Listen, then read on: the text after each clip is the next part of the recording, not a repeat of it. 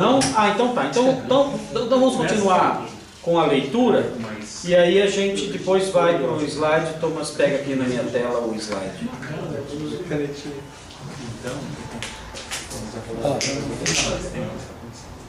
Ok?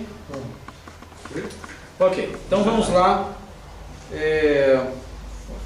Estamos aí na página 263, é isso? Foi? No último parágrafo da 263, ainda sobre a vida dele. Em 391, Agostinho foi praticamente obrigado a receber ordenação pela congregação cristã em Hipona. Certo domingo, quando estava no culto com eles, literalmente o pegaram e arrastaram para a frente para ser ordenado pelo bispo, a despeito de suas lágrimas e protestos. Depois, quando o velho bispo de Hipona quis mais um bispo ao seu lado, Agostinho novamente foi obrigado a aceitar. Contra a sua própria vontade, foi consagrado bispo de Hipona em 395 e sucedeu ao outro bispo quando este morreu no ano seguinte. Agostinho tornou-se bispo de uma sé importantíssima da África do Norte aos 42 anos de idade e permaneceu no cargo durante mais de 30 anos até sua morte em 430. Durante o exercício do cargo, envolveu-se profundamente nos negócios da vida e da política da igreja e conquistou a reputação de um dos líderes mais sábios da cristandade. Além disso, entrou em debate com os maniqueístas e, através dos seus escritos, demonstrou que se tratava de uma religião baseada em mitos e cheia de contradições. Lutou contra a influência crescente do donatismo e forneceu uma teologia de vida eclesiástica e dos sacramentos que acabou pondo fim às objeções deles contra a validez da hierarquia e sacramentos católicos. Ainda mais importante para a nossa história, o bispo de Hipona ocupou-se em uma controvérsia e debate prolongados com o monge britânico em Roma, Pelágio, e seus seguidores. Uma biblioteca inteira dos escritos de Agostinho surgiu como resultado desses conflitos e controvérsias. Somente Orígenes superou-o no volume de palavras escritas. Um teólogo espanhol chamado Isidoro de Sevilha supostamente colocou na entrada do escritório, onde guardava todas as obras de Agostinho, a seguinte inscrição: aquele que alega ter lido tudo isso é mentiroso. É interessante que já em vida Agostinho se tornou muito famoso e respeitado, tanto que alguns dos seus livros foram roubados para serem publicados antes, sem autorização dele. Direitos autorais. Não. A coisa virava. Quando ele publicava uma resposta a Pelágio, por exemplo, publicava um panfleto, uma resposta a Pelágio, ele, sem a coisa estar pronta ainda, ele ainda produzindo alguma coisa, o pessoal ia lá e já roubava. Aconteceu isso pelo menos uma vez. De roubarem os escritos dele para já publicar. Então era... Assim, quando ele morreu, a igreja na Gália quis canonizar os livros dele. Para ser Bíblia. Porque ainda não estava fechado o cânon. Não. Ufa!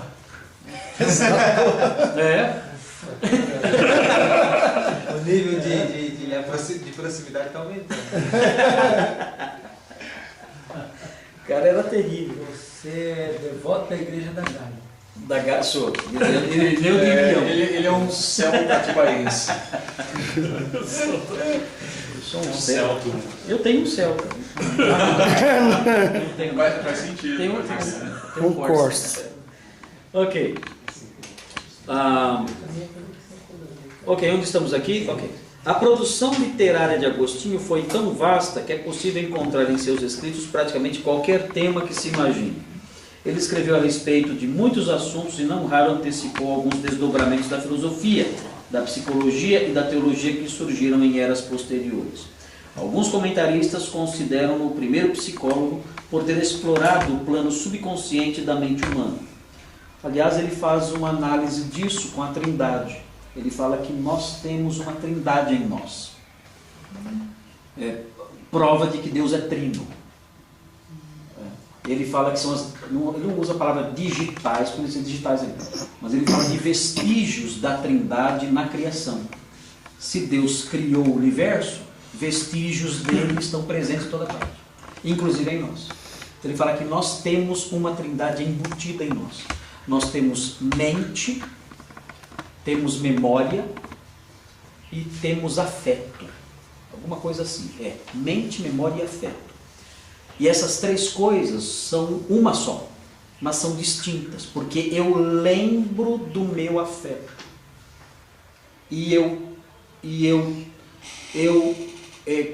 A minha mente sabe que eu tenho memória. Ou seja, são coisas distintas que se confundem. Então ele argumenta que essas coisas que nós não sabemos definir ao certo são distintas ao mesmo tempo que são uma só. E elas são evidência de que nós somos, num sentido metafísico, né, num sentido não corpóreo, nós somos trinos também. Nossa estrutura psíquica. Ele foi bem criativo, né? Ele exerceu sua criatividade. Não, mas sabe que esse livro que ele escreveu, eu estava falando lá no intervalo, esse livro que ele escreveu é muito complexo, porque é um fuá lascado isso aí. Esse argumento, ele fala, eu lembro que eu tenho mente, a minha mente ama a minha memória. Então ele faz essa jogada toda, mas ele fala no final da vida, quando ele escreveu as Retrataciones, em que ele faz uma correção da sua teologia e uma análise da sua teologia pregressa, ele fala que esse livro é muito complicado. Ele próprio achou o livro complicado, muito pesado demais, o De Trinitate, que tem publicado em português pela Paulus, aquela coleção patrística. Tem o De Trinitate, mas eu não li nesse livro, eu li pedaços dele só, mas não li o livro inteiro. Ok, então vamos lá. Suas reflexões sobre a criação antecipam, em linhas gerais, a evolução, já que ele rejeitava a interpretação literal dos 7 dias da criação e entendia os dias da criação como épocas ou eras de duração indefinida, durante as quais Deus operou na natureza para criar os seres vivos. Isso aqui está as próprias confissões falam sobre a criação. Nas confissões. Na verdade ele alegoriza mesmo. Ele alegoriza nesse aspecto. Ele fala por que não crê nos 7 dias literais? Não lembro dele falar sobre isso, mas Agostinho ele se apega às vezes a um detalhe e ele começa a divagar em torno desse detalhe. E a coisa vai embora, e ele vai longe naquele detalhe. Isso é nas confissões que ele... Nas confissões que ele Quando faz. ele tem um capítulo que ele fala e Deus criou Deus, depois criou Deus. Ele fica viajando. Sim. O pedaço está esquisito. E aí ele escreve durante um longo tempo, e depois volta de novo ao versículo, ele divaga muito. Tem uma mente muito divagadora nesse aspecto hermenêutico. Ele não observa os princípios hermenêuticos da igreja reformada, não tem esses princípios. Ele é um cara que tem como padrão o modelo de Ambrósio. Ele alegoriza. Agostinho, na verdade, não é um bom exegeta.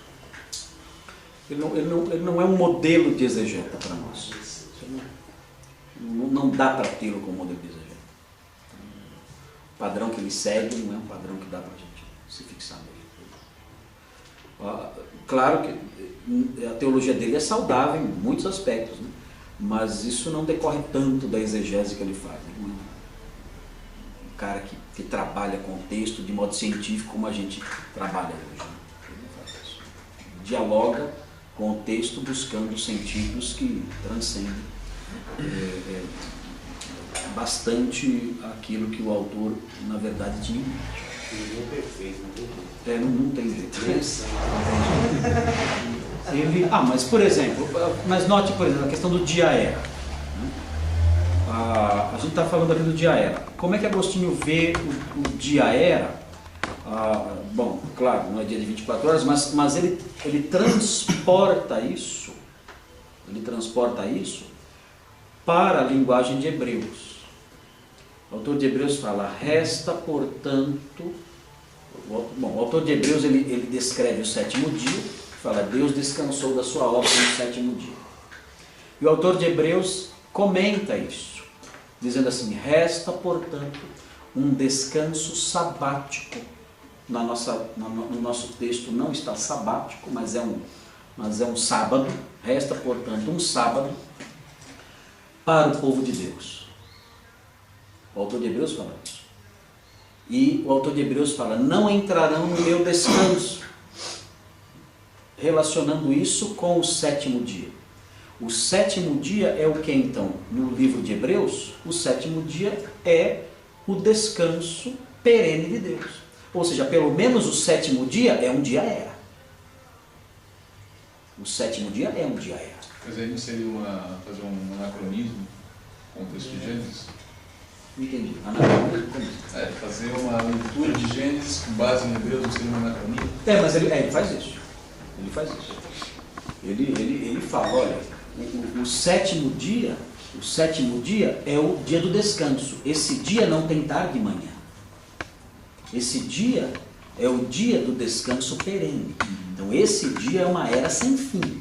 E nós entraremos no sétimo dia de Deus e vamos descansar dos nossos trabalhos, que é o que ele chama de fim sem fim.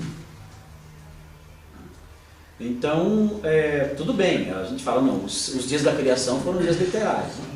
mas a afirmação de que pelo menos um dia era, é difícil fugir disso à luz de Hebreus. Mas a criação foi 6. A criação foi 6. Mas o grande problema é o seguinte, né? Você olha lá para os 7 dias, fala assim, não foi literal, tudo bem. Aí a pergunta fica, o que mais na Bíblia não é literal? Como é? Você abre aí mas então essa é a mancada do dragão. Ou então você fala assim, bom, os 6 foram literais, o sétimo não.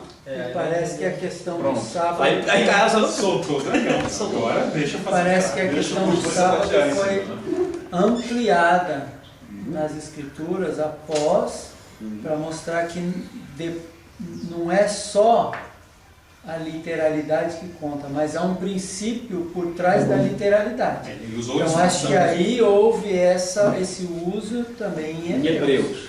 Não que o autor de Hebreus tenha olhado para lá e tenha falado, olha, o sétimo dia lá é esse sétimo dia que eu estou dizendo aqui. Esse problema hermenêutico se replica no Novo Testamento inteirinho. Não dá para ignorar isso. Ninguém tem... Quem é que põe os limites de onde vai tudo isso? Fica complicado. Os limites seriam o próprio Novo Testamento. Diz, onde ele fala que amplia, deixa ampliar. Onde ele não fala nada, fica quieto. Mas uma coisa, bom, eu não sei. Claro, eu acho legal o Agostinho. Qual que é o texto de Hebreus aí? Você lembra? Não, eu citei ele no Salmo 95, mas não lembro de cabeça. São 2 capítulos. Resta, portanto, um descanso sabático para o povo de Deus. É um dia era. É um dia era. É o sábado perene. É o sábado sem fim. Sem tarde e noite. Mas é aquele negócio aqui. Nós vamos entrar aonde? Vamos entrar nesse sábado. Que dia que é lá no céu? Sábado. Lá no céu é sábado sem fim. Que nem quando Paulo fala que a promessa foi feita como que a né? E quando você olha no Antigo Testamento, a descendência é obviamente o plural, é o coletivo, né? A semente no sentido coletivo. E Paulo vem e coloca e fala, não, foi a promessa um só, está no singular. Então a promessa foi feita a um só. Então, você acrescenta ao sentido do Antigo Testamento a visão. O enfoque de Paulo. É outro enfoque, mas também verdadeiro, o que não invalida a interpretação normal do Antigo Testamento. Então, no Antigo Testamento, o sétimo dia é sétimo dia mesmo.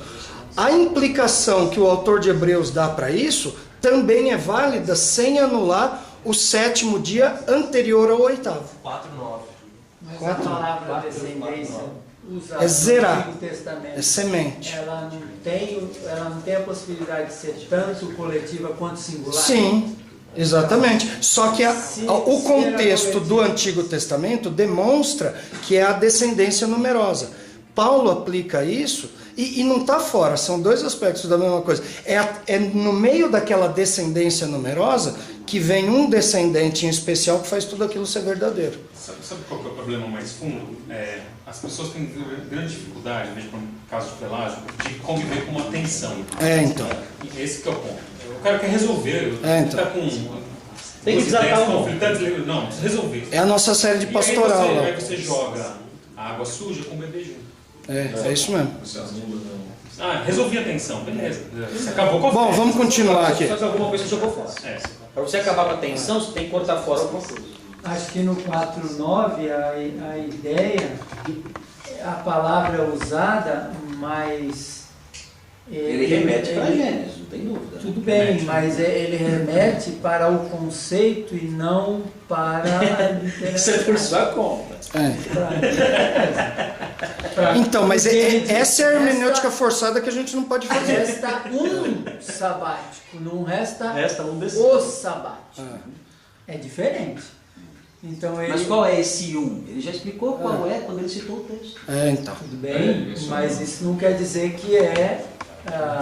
Agora, se a gente adotar a ideia, assim, encaixar a ideia, a nova ideia, que está todo mundo falando sobre isso, né? Do sensus plenior, que não é tão usado nesse negócio de texto assim, né? Mas aí, o que nós estamos falando, é válido o sétimo dia normal, aceitando-se que essa interpretação, ela tem, além desse sentido, que é válido e correto, ela tem um novo sentido, que está presente, mas só é mostrado no Novo Testamento. Ou uma nova aplicação, não chega a ser outro sentido, mas uma aplicação que é mostrada no exatamente e que é correta também, não anula a outra. Se falar que é sentido é um pouco complicado. Não, então, mas mesmo assim é um novo enfoque a partir daquilo lá. Às vezes nem a interpretação daquilo. Às vezes a interpretação é mais um tipo do que uma alegoria.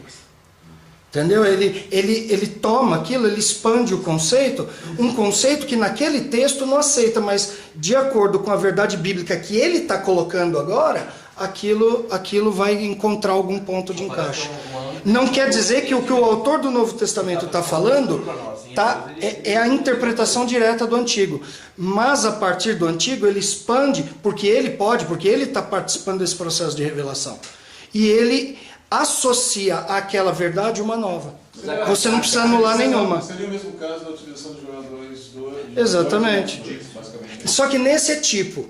Nesse é uma tipologia. Pedro fala que é mais ou menos se ele falasse, ali está acontecendo um evento do mesmo tipo. Sim. Entendeu? Sem anular o ponto histórico de Joel. A questão é se o significado que o autor de Hebreus vê está presente já em Gênesis. Ou se isso vem depois. Não, aí ele acrescenta. Ele aplica. Existe a possibilidade. O assunto ele expande o assunto. Davi não falou sobre si. Quando disse meu corpo então, não verá corrupção. Ele não falou sobre si. Então o significado já estava lá. Não, o significado está. Mas para Davi, aquilo significa Davi, uma coisa. Claro, mas para o texto. Então, para o texto já estava lá. Aí é o sensus plenior. Aí não tem como fugir dessa questão. Se o sentido já está lá. Apesar do autor ignorar o fato. Exatamente. O problema é a gente querer que o autor do Novo Testamento faça exegese que nem a gente faz do Antigo Testamento. Quando ele não está fazendo exegese, ele está produzindo mais revelação. Revelação de algo que já está lá. Ele está fazendo nascer. Está fazendo nascer pode ser. Já tá, mas tem que ser. Mas é algo que ele introduz. Sem a sua palavra, aquilo não existe. Fica grave. Exatamente, aquilo nem existe. Exatamente. Tá lá, mas não nasceu. E não dá para chegar a ele sem o autor. Sem o autor. Exatamente. Só uma pergunta, em que momento a gente vai voltar para Agostinho? Então, eu concordo com essa... Existe alguma possibilidade aí no caso de Hebreus de estar fazendo uma comparação, assim como teve o sétimo dia, que foi o sábado que Deus descansou, de Deus também há um descanso. Um outro. Na ideia Mas mais não existe a palavra portanto. Aí.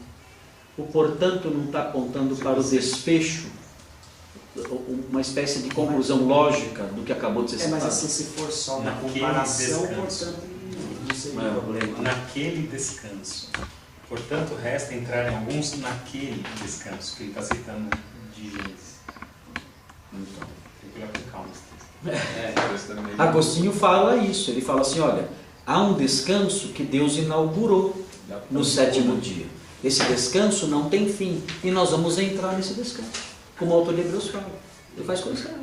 Então, ou seja, um dia, pelo menos, é dia era. Pelo menos um. No versículo anterior, o 4:8, fala assim: ora, se Josué lhes houvesse dado descanso, não falaria posteriormente a respeito de outro dia. Portanto, resta. Nesse caso, o descanso é a paz na terra prometida. Entendeu? É o modo. O não entrarão no meu descanso significa não terão paz nessa terra aí. Isso nos Salmos vai dar essa ideia. Vocês vão ficar aí, vão ser desterrados. Mas quando ele fala resta um descanso, aí a remissão é para Gênesis. Sim. É para o descanso do 7º dia. Mas até o próprio Antigo Testamento já aplica esse sentido. Sim. Que o autor de Hebreus vai usar. Bom, legal. Bom, enfim, Agostinho ele faz isso, né? Agostinho ele entende o 7º dia, pelo menos, é dia era. E agora, o entendimento dos outros dias como dias eras, aí já fica por conta dele. Pertinente para a nossa história é que, infelizmente, o escrito de Agostinho contém muitas contradições aparentes. Seus pensamentos a respeito de muitos assuntos teológicos foram se desenvolvendo e alterando no decurso do tempo. Portanto, é importante notar transições dentro do seu pensamento. Por exemplo, em sua teologia inicial, defendia uma ideia não determinista da liberdade humana, contra os maniqueístas deterministas. Isto é, Agostinho começou argumentando que o pecado e o mal não são, de modo algum, determinados por Deus, mas são produtos do mau uso do livre-arbítrio humano. Posteriormente, em debate com Pelágio, os pelagianos, os chamados sem-pelagianos, mudou de opinião e começou a interpretar a liberdade humana como a capacidade somente de pecar e de praticar iniquidade, desconsiderando a graça divina de transformação. Colocou a liberdade e a soberania de Deus acima de toda a liberdade humana e qualificou o arbítrio humano, quando deixado por conta própria, de iníquo. Também no início de sua carreira teológica, Agostinho considerava que a fé era a contribuição humana à salvação, uma ideia sinergística. Posteriormente, em relação a Pelágio, considerou que a fé era uma dádiva de Deus, uma ideia mais compatível com o monergismo. A teologia de Agostinho é mais evolucionária do que inconsistente. É preciso ter cuidado para não interpretá-la de maneira errada. Embora tenha deixado tensões não resolvidas em sua teologia, Agostinho sempre lutou pelo ideal da total consistência sistemática. Da mesma forma que os pais capadócios, reconhecia a existência do mistério. Supostamente, Agostinho comentou que a doutrina da Trindade era misteriosa e perigosa, pois se você negá-la, perderá a salvação. Mas se tentar compreendê-la, perderá a cabeça. Claro que isso não impediu de escrever centenas de páginas explorando o mistério e tentando torná-lo tão inteligível quanto possível. Mas em sua carreira de bispo e teólogo, Agostinho constantemente permitia que seus pensamentos fossem moldados pelas necessidades do momento, sob a autoridade da palavra de Deus. Portanto, ao ser confrontado com uma nova heresia, dispunha-se a repensar sua teologia anterior para combatê-la. Reconheceu abertamente que tinha escrito coisas no início da carreira que eram inconsistentes com seu pensamento maduro, porque Pelágio e o pelagianismo surgiram no seu caminho. Quando analisou mais profundamente essa heresia, percebeu que algumas das opiniões que expressou na ocasião podiam ser interpretadas de uma forma que a reforçaria e por isso as reformulou. De fato, conforme consideraram muitos cristãos, mesmo naquela época, ele passou de um extremo ao outro. No presente, estudaremos apenas algumas partes da teologia global de Agostinho e focalizaremos primariamente seu pensamento maduro, que se desenvolveu paulatinamente no decurso de 3 etapas importantes da controvérsia. Na primeira, seu pensamento foi mudado pela necessidade de combater o maniqueísmo, que falamos aí no começo. Contra essa seita, lançou um ataque totalmente apologético, no qual usou o neoplatonismo como aliado e arma, aquela questão da substância do mal. O neoplatonismo, por sua vez, formou seus pensamentos subsequentes a respeito de Deus e do relacionamento entre Deus e o mundo. Aliás, o neoplatonismo é que abre a porta para a experiência do êxtase. O neoplatonismo é uma vertente filosófica que encoraja esse tipo de experiência religiosa.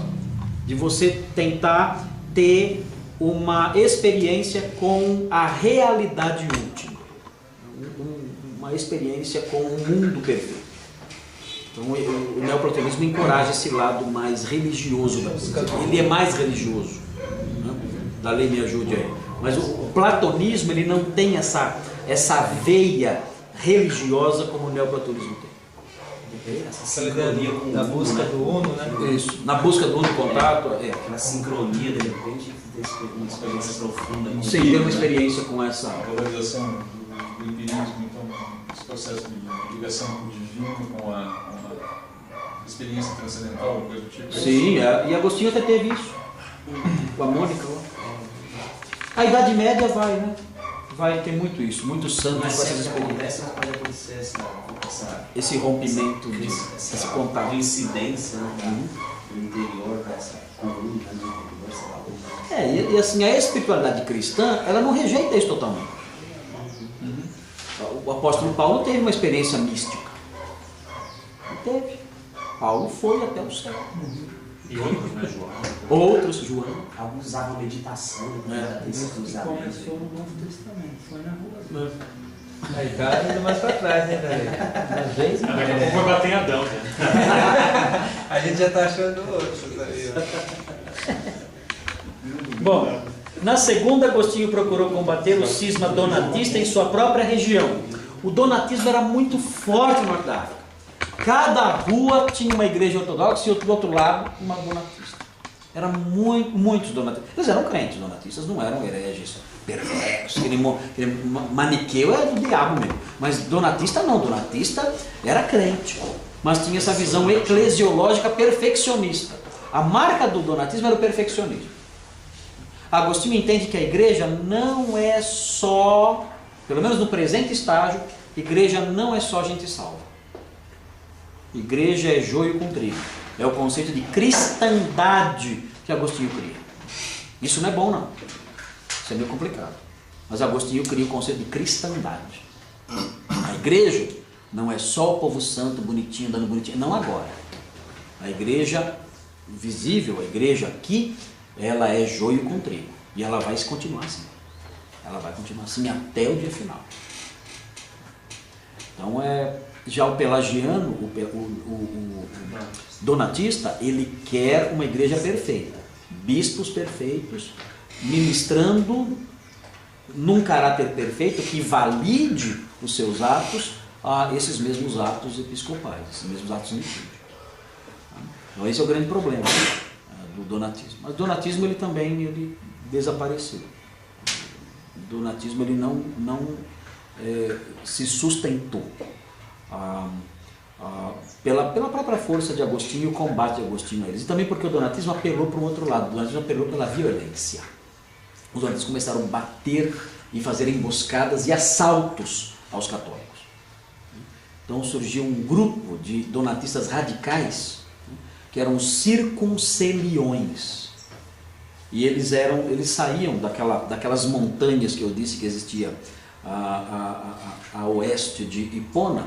Eles saíam de lá, donatistas eram muitos, eles saíam de lá, formavam grupos e faziam emboscadas, e assaltavam, batiam, matavam pessoas. Interessante como fica a integridade nessa hora, né? Nem todo donatista apoiava isso, né? Mas existiam esses grupos, e, inclusive Santo Agostinho escapou de uma emboscada sem querer. Porque Agostinho ia ser atacado, talvez morto, mas ele tomou um outro caminho sem saber e escapou dessa emboscada. Mas depois disso, ele passou a defender o uso da força para reprimir a heresia. É daí que vem a guerra justa. Como ele descobriu? Eu não sei como ele descobriu, não. Não sei se ele contaram para ele, não sei como foi, mas há essa informação de que ele ia ser vítima disso e escapou por uma... É daí que vem a guerra justa, então. Ele escapou várias vezes, né? Inquisição. Não sei se foram várias vezes. Você tem uma império também começa a persegui-lo, algumas pessoas, o movimento político começa a acontecer. Não chega nesse ponto. De um extremo para outro. Império O Império se opõe a ele em alguns momentos por questões políticas, mas não chega a perseguição. Continua assim. Uma coisa que me chamou a atenção na leitura da coluna anterior é essa mudança de opinião que Agostinho tem nos escritos dele. Parece que há uma saída que tem sido muito usada para fazer a leitura de autores que mudam de opinião ao longo do tempo. Não é dizer que eles se contradizem, mas de que tem a obra de juventude, depois a obra de maturidade. Parece que é isso que acontece em Agostinho. Né? De repente uma obra tem uma ideia, depois uma obra que ele escreve mais à frente contraria aquela primeira. Talvez seja um amadurecimento que é normal. Sim, isso é normal. É por isso então, não é que ele é contraditório. Sem Agostinho o jovem, sem Agostinho o velho. O sistema dele é contraditório. Que ele não sabe o que dizer. Na verdade, é amadurecimento. Amadurecimento é normal isso, né? Na vida da pessoa que vai crescendo. A vantagem é que ele escreveu um livro chamado Retratações. Então, esse livro ele avalia toda a sua obra e ele mostra alguns pontos que ele mudou e tudo mais. Então, isso ajuda bastante. Mas, de fato, alguém pode pegar Agostinho para defender o que ele quiser. De repente, alguém vai falar. Depende da fase que você pega ele. Agostinho ensina tal coisa. Mas peraí, em que fase? Né? Qual Agostinho? Qual Agostinho? Jovem, da maturidade. Sim. Por isso é um trabalho para entender o autor. Sim. O Darley vai fazer a tese de mestrado em Agostinho também. Agostinho Bergson. Agostinho Bergson. Então, esse é um fator importante, né? Agostinho falava isso. Tá, mas quando ele falava isso? Isso permaneceu? Mudou? A gente nota, por exemplo, Agostinho, numa fase da vida dele, que ele se torna menos científico e mais voltado para experiências sobrenaturais. Ele começa a contar sonhos que pessoas tiveram, revelações que pessoas tiveram. Ou no último livro da Cidade de Deus, que ele fala dos milagres, das relíquias de Santo Estevão. É esquisito. Ele fala disso. Ele escreveu um livro também chamado De Cura Pro Mortuis Gerenda, o cuidado devido aos mortos. Ele conta experiências com mortos, aparições de mortos. Vixe. Então tem uma fase da vida de Agostinho que ele fica mais zen. Mas não. Bicho grilo. É interessante isso. Ele deixa de ser tão intelectualzão e fica mais assim voltado para experiências, ele se torna mais indulgente com essas coisas. É interessante. E ele Jamaica, tal. E ele também nota-se também uma tônica mais pastoral com o passar do tempo. Uma pessoa mais voltada para o cuidado do outro. Percebe-se um tom menos belicoso em Agostinho mais para frente um pouquinho. Em cartas que foram encontradas recentemente, nota-se assim um tom diferente nele. Não é mais aquele bispo autoritário, severo e ali batendo nos caras, não, é alguém mais sereno um pouco, mais pastoral. E quem apanha mais é ele, do Juliano de Eclano, que ataca. Porque Agostinho falava o seguinte, Agostinho falava assim, olha, qual é a fonte da natureza do pecado original? Juliano de Eclano e Pelágio não aceitavam a ideia do pecado original. O pecado original é a natureza pecaminosa. Então Agostinho fala, a fonte do pecado original é revelada na Bíblia. E é os órgãos genitais. Essa é a fonte do pecado original. Porque é aí que há a transmissão na geração da pessoa. E a prova qual é? Então é o pecado herdado, ele está falando. Mas isso é pecado original, tá. para Agostinho. Tá. O pecado original não é imputação. Tá. É a natureza pecaminosa. A transmissão dessa natureza. Transmissão dessa natureza. Então ele fala, e como é que eu... Gênesis 5:3. E Adão gerou um filho à sua imagem e semelhança. Isso. Então, mas o que acontece? Mas ele não pega esse texto. Tá. Ele pega o texto que fala que Adão se cobriu. Cobriu justamente o quê? Ele cobriu o quê? Cobriu os genitais. Por quê? Por que não cobriu a boca? Exato. A mão. Onde ele que ele usou para comer fruto. A mão, Ele fala, aí está o local. Ali está a vergonha. Ali está a vergonha. Ali é que está o problema. Consciência de que eu vou gerar agora pecadores como eu. É por isso que a vergonha está lá. Por que nós mostramos a nossa boca? E temos vergonha de mostrar as nossas partes íntimas. Então ele fala, a razão é essa razão, para a nossa consciência, isso. Ali está a fonte do mal que existe em nós. Agora, meu Deus, quando o Juliano de Plano leu isso, só me chamou de bonito. rasgou as vestes. Virou Chuck Norris. Ficou louco, doido. Mas isso não tem o menor cabimento. Ele falou assim, basear uma doutrina como essa, de um impacto tão intenso sobre o comportamento de qualquer pessoa, no simples pudor que nós temos de nos cobrirmos por vergonha, né? É um absurdo. Né? É um absurdo isso. Né? O Juliano de Plano devastou. Né? O Juliano de Plano ele foi bem severo, áspero no trato agostinho. Mas as ideias do pelagianismo não persistiram até por as razões que a gente já mencionou aí. Da negação da graça de Deus para que a pessoa caminhe. Isso não tinha como se sustentar. Bom, o último debate, que é o próprio do Pelágio, aí, na terceira e última etapa, Agostinho rebateu as ideias de Pelágio e de seus simpatizantes e com isso desenvolveu suas próprias ideias distintas a respeito da depravação humana e da soberania de Deus.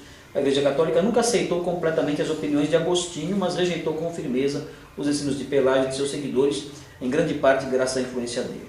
Os conceitos antipelagianos de Agostinho tornaram-se uma fonte constante de criatividade, bem como de controvérsia, tanto no pensamento católico como no protestante. As igrejas orientais nunca os aceitaram. Okay? Bom, se você pegar aí nós estamos já quase na hora do almoço, né? Se você pegar aí o slide, você vai ver um mapa. Você vai virar para mim aqui? Opa! Qual slide? O slide número 3.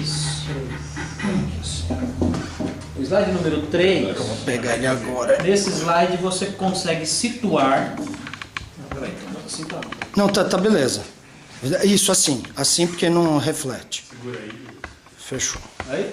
Beleza. Então você consegue situar aqui, onde está o círculo, a região aí da atuação de Santo Agostinho.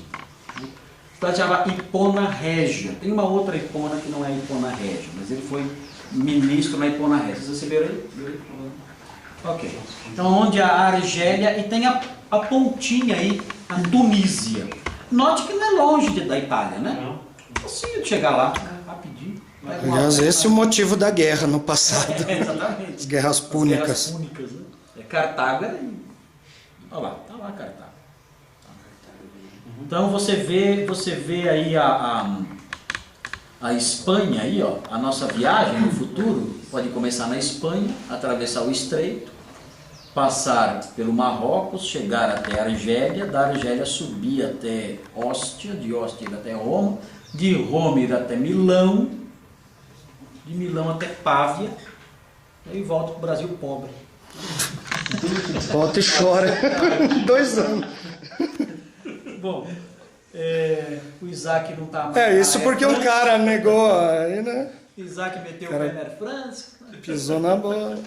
Bom, um outro, pulando aí as explicações, aqui vocês têm o resuminho da vida de Agostinho, e agora você tem aí as viagens de Agostinho. Estão vendo aí? Mais um mapa, e você vê aí de Cartago a Roma, de Roma, ali subindo, vai até Milão, e a coisa caminha assim. Termina na final do Mundial, no Japão. Então, agora, tem algumas fotos interessantes. Aqui você tem Hipona Régia.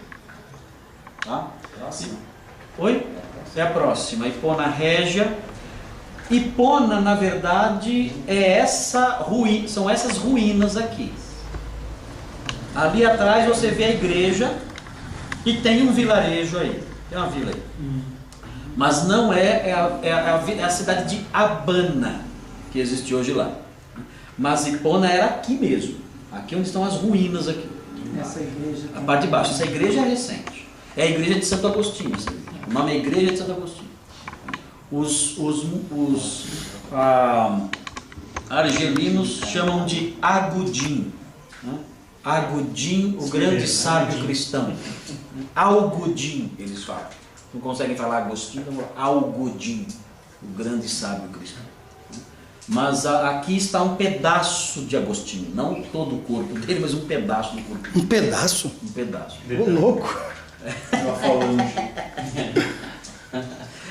Não é um pedaço do braço, a gente vai ver da foto. Vai mostrar a foto do braço ainda. Coloca censura aqui nesse vídeo. O braço ele tinha 12 anos. O outro braço, os outros 3 braços estão no treinador. Esse é o Seibuse. O rio, esse rio, assim, você uma vista aérea de Ipona, você vê do lado direito, né, mais para o lado oriental, você vê as Campinas. E esse rio banha as Campinas, é onde a parte fértil até hoje é assim. No lado oeste de Ipona, vindo no lado oeste, você vê as montanhas onde existiam as vilas, onde os circunceliões se organizavam, né? E que Agostinho pastoreava também. Você pastoreava as vilas também. Então, havia essa atividade no meio do povão. Agostinho trabalhou com o povão mesmo. Agostinho, quando pregava, o povo entrava na igreja e saía. No mercado. No mercado, porque lá fora rolava o mercado. Então o povo entrava e saía, e ele lá pregando. Então por isso Agostinho ele criou um modelo de pregação que é circular.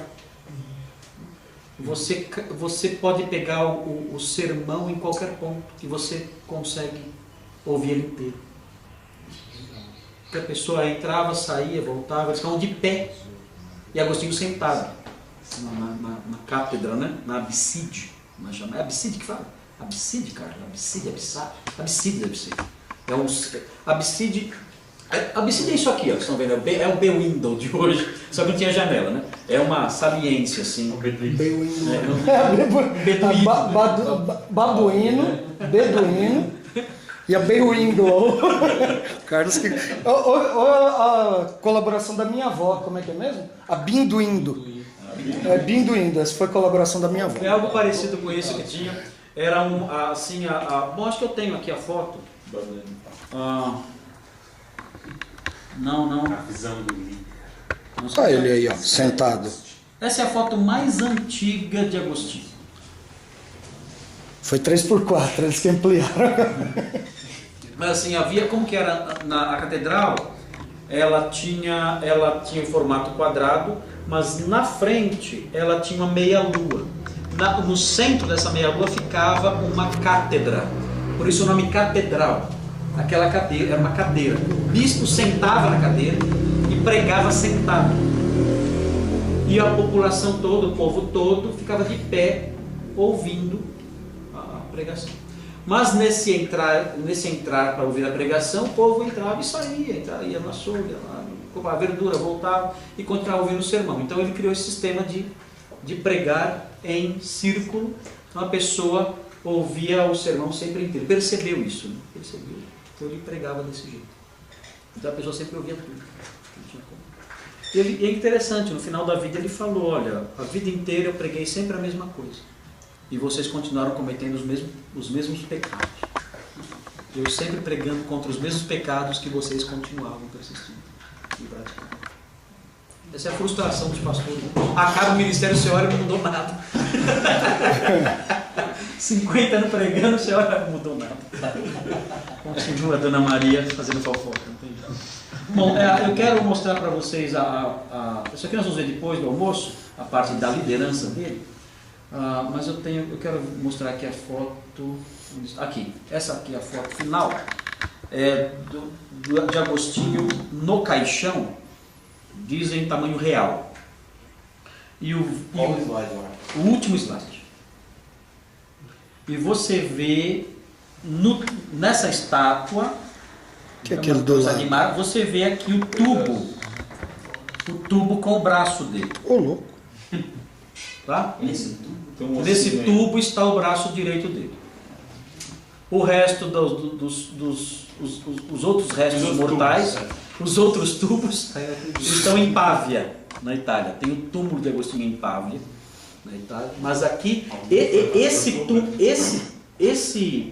Essa estátua aqui está na igreja de Santo Agostinho em Abana, em Hipona, aquela que nós vimos ali na Argélia. Onde morreu. Onde ele morreu. Então lá ficou esse... Aliás, não é que ficou lá, foi trazido para lá esse pedaço. E colocaram nesse tubo e fizeram a estátua. E o resto levaram para a Itália? O resto está em Pávia. Houve uma circulação das relíquias, né, e até que resolveram colocar... Que é mesmo? Assim, eu acho que sim. Eu acho que dá para acreditar porque não é algo assim tão antigo e acho que é possível sim seguir, porque existe a trajetória das relíquias do corpo dele bem traçado.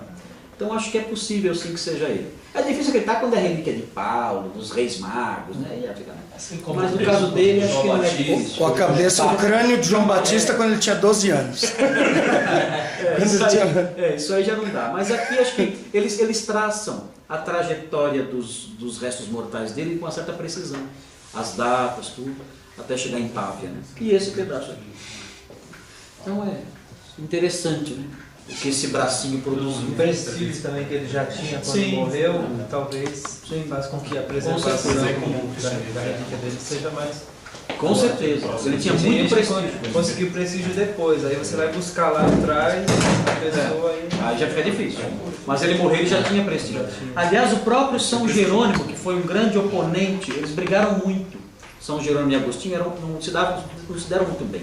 A princípio, Agostinho, como não falava hebraico, ele escrevia para São Jerônimo para tirar dúvidas. Mas houve controvérsias entre os dois. E nessas controvérsias, Jerônimo era muito orgulhoso. Jerônimo escreveu um livro chamado Vida dos Homens Ilustres. Tinha e um dos homens ilustres é ele. Ah, nossa!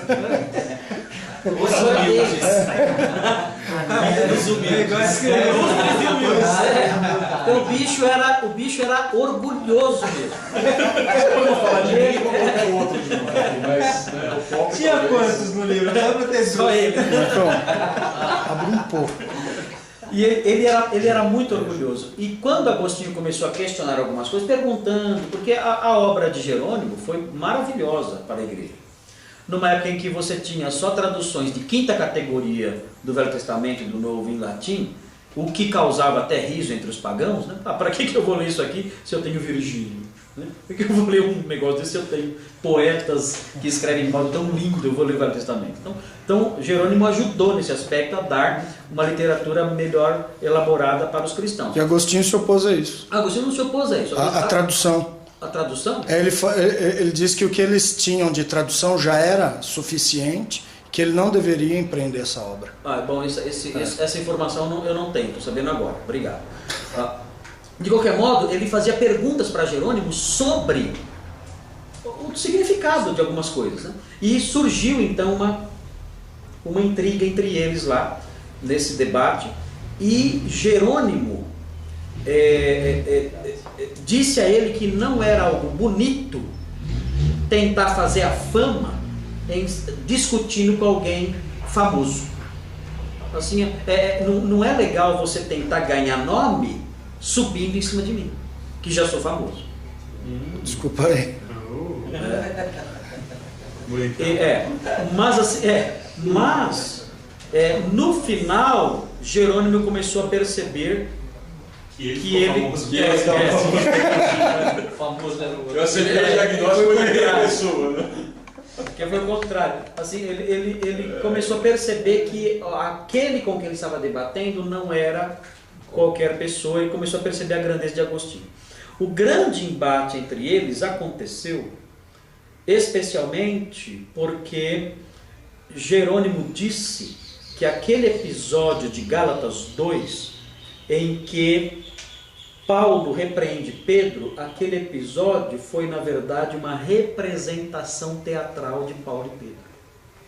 Porque dizer que Pedro errou e foi repreendido seria um golpe contra o conceito de apóstolo e da igreja mesmo.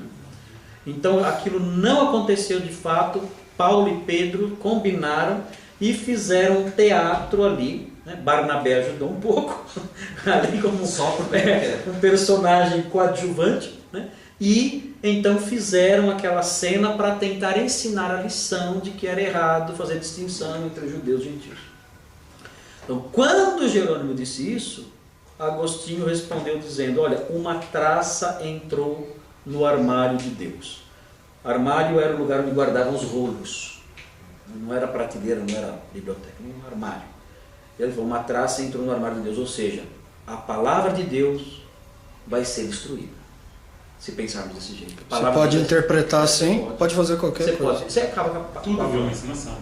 Tudo foi uma ensinação. Aí é pior. Você não salva Pedro. Não, você condena todo mundo. Você destrói Paulo, Pedro e Barnabé. Então Agostinho se insurgiu contra isso e foi acirrada a discussão. Você ia falar e eu te cortei. Aí você ia terminar o pensamento? Não? Ok. Os debates eram por escrito? Por escrito. Por escrito. Mas assim... Era no Orkut. Mas assim, e Agostinho começou a pegar mais pesado e crescer em cima de Jerônimo.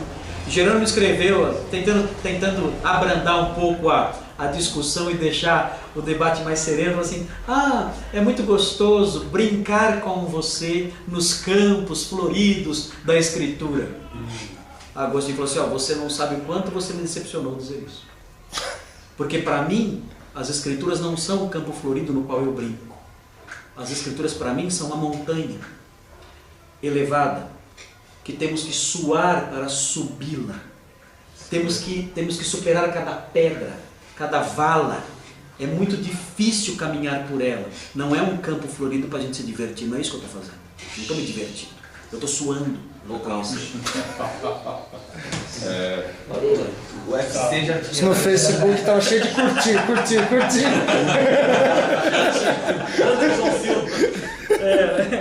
Mas legal.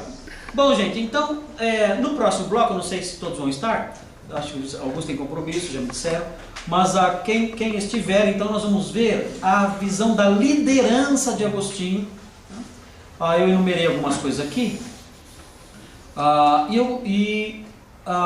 nós vamos estudar essas coisas, esses itens, depois do almoço. Aí nós creio que o próximo espaço de tempo que nós temos vai possibilitar a gente conhecer cada um desses aspectos aqui. Então é muito interessante, nós que somos líderes, né, conhecermos essa visão. Eles debateram a respeito de Maria, fora da tradução? Acho que não. A questão da voz passiva e da voz ativa da tradução. Eu acho que isso não aconteceu nessa época, Marcos. Eu acho que esse problema do gracia plena, né, eu acho que esse problema não foi debatido nessa época.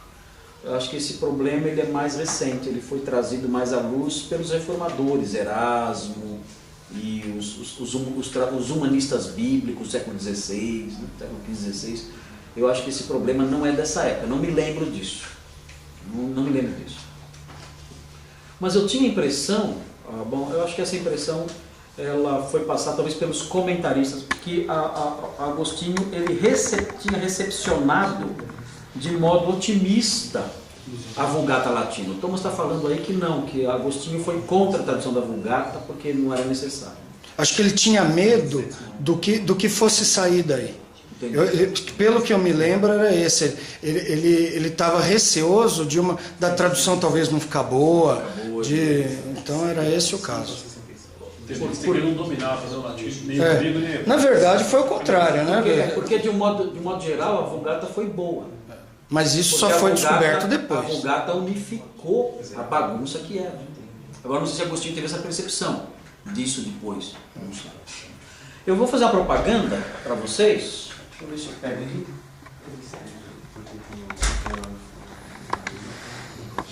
O Coringa tá aí. Quem? Charada, meu. Estou viajando. Eu em Batman tô nota 0. Vou fazer uma propaganda para vocês antes da gente sair para o almoço. Quem quiser se aprofundar em Santo Agostinho, o Adarley, por exemplo, que vai fazer a tese dele em Santo Agostinho, né? Esse livro é leitura obrigatória. Santo Agostinho, uma biografia de Peter Brown. Record, editora Record. Não há nada superior a isso em Santo Agostinho. Não há. Acho que não só no Brasil. A Darley estava me dizendo que, segundo o parecer de alguns professores da faculdade dele lá, mesmo fora, essa obra aqui é até agora insuperável. E realmente é uma obra muito boa. Tem muitas informações, é muito rica e gostosa de ler também. É um livro grosso, né? Dá para ver aqui. Qual é o nome do Peter Brown. Então, mas quem quiser conhecer Santo Agostinho não vai conseguir conhecer sem ler esse livro aqui. Muito interessante, muito bonito, o modo como ele escreve é um modo atraente, gostoso de ler. O Peter Brown, ele escreveu uma tese sobre Santo Agostinho na juventude. Mas depois ele escreveu este livro, já numa fase mais adulta, mais velho um pouco, sendo menos preconceituoso na produção do livro. Porque a primeira obra dele foi meio preconceituosa, ele tinha alguns rancores, assim, uma visão de Agostinho meio cheia de alguns preconceitos. E o que é interessante aqui também é que ele, além de mudar algumas coisas, ser um pouco mais indulgente com Santo Agostinho, ele também apresenta um capítulo aqui, intitulado, bem no finalzinho, um capítulo intitulado... Retratações. Não, aqui, Novas Direções. Esse capítulo, Novas Direções, Novas Direções, esse capítulo aqui apresenta algumas descobertas mais recentes de obras de Santo Agostinho, que até as datas que ele menciona aqui não tinham sido descobertas. Por exemplo, ele menciona aqui, primeiro tem as cartas, onde ele menciona aqui,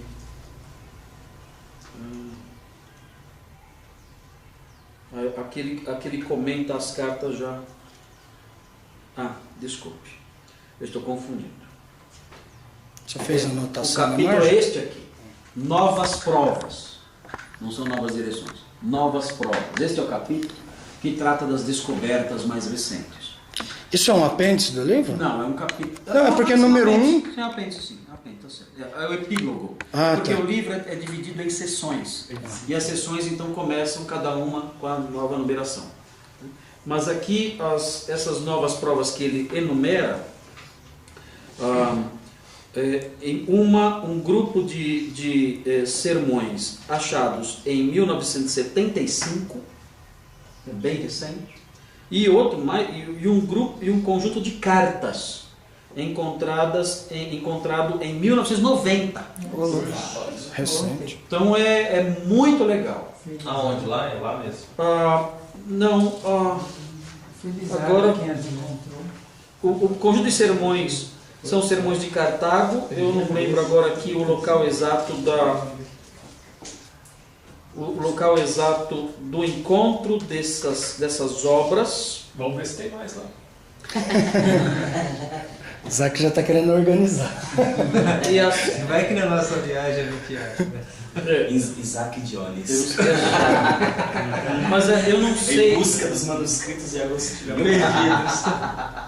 É que a gente acha outro braço.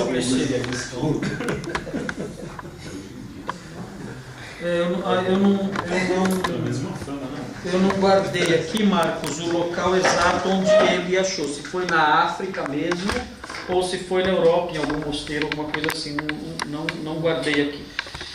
Mas é muito interessante. Esse livro é bem completo. Então, vocês vão gostar dessa leitura. Se quiserem ter um livrinho lá de cabeceira para se divertir um pouco, esse livro é muito legal. Eu gostei muito desse livro. Agora, eu tenho aqui comigo, eu não sei se interessa a vocês isso. Isso aqui, se vocês quiserem, eu posso deixar disponível.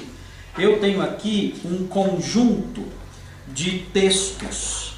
Eu falei para a Darley também sobre isso, que eu tenho um conjunto de textos sobre Santo Agostinho, textos escritos sobre ele, artigos de revista, várias curiosidades, vários comentários, tudo xerocado pelo o Alderi de Matos. Ele xerocou tudo isso e ele montou essa apostila, esse conjunto de coisas aqui. Então tem muitos textos em inglês, aqueles que têm uma leitura em inglês que viabilize isso, podem ter isso.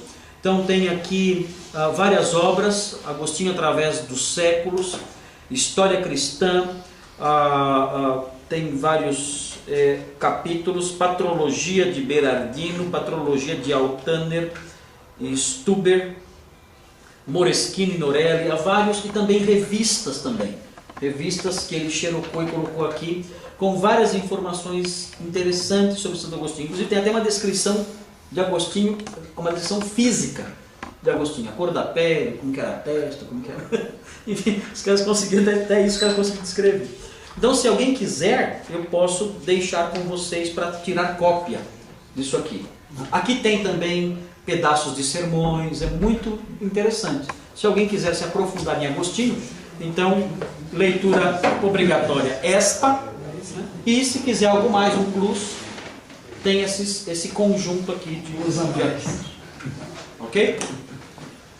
Muito bem, vamos ao almoço ou querem cantar um corinho? É curtinho.